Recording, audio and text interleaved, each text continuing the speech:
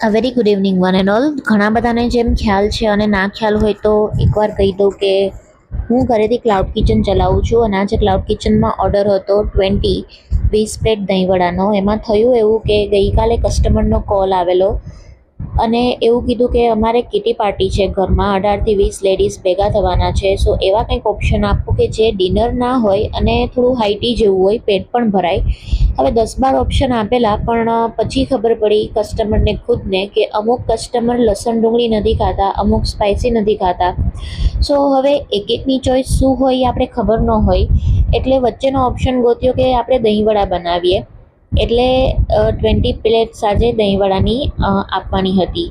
અને મેં પણ પૂછી લીધેલું હતું કે તમે કઈ દાળમાંથી વડા બનાવો છો અને ભાવે છે, કારણ કે દરેકના ઘરમાં અલગ અલગ રીત હોય. આજે ઘણા મગની ફોતરાવાળી દાળમાંથી વડા બનાવતા હોય દહીંવડામાં, અમુક અડદની દાળમાંથી બનાવતા હોય. સો મેં પૂછી લીધું કે ભાઈ તમે શું પ્રિફર કરશો, તો ક્લિયરલી આન્સર આવ્યો કે અડદની દાળમાંથી મને વડા આપજો.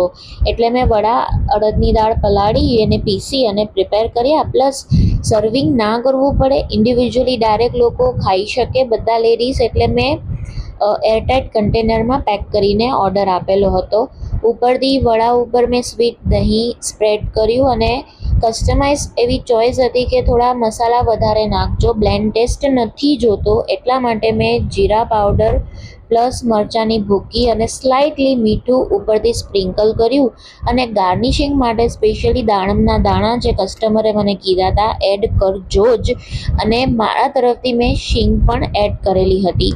કારણ કે જેમ રાજકોટમાં દરેક સ્ટ્રીટ ફૂડમાં અહીંની ફેમસ ગ્રીન ચટણી હોય છે ખાટી, એ રીતે હું જામનગરની છું. સો અમારે જામનગરમાં મસાલા શીંગ સ્ટ્રીટ ફૂડમાં હોય જ છે અને મને પણ ભાવે છે અને થોડો ક્રંચ પણ આવે, એટલા માટે મેં મારા તરફથી એડ કરેલી હતી. અને પ્લસ ખજૂર આંબલીની ચટણી.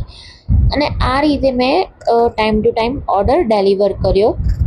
અને અપ્રોક્સિમેટ વાગ્યા હતા 4 જ્યારે હું પ્રેપ કરતી હતી પ્રેપરેશન્સ, અને મારે લોકેશન સુધી ઓર્ડર પહોંચાડવાનો હતો 5 વાગ્યા પહેલાં, કારણ કે કિટી પાર્ટી હતી.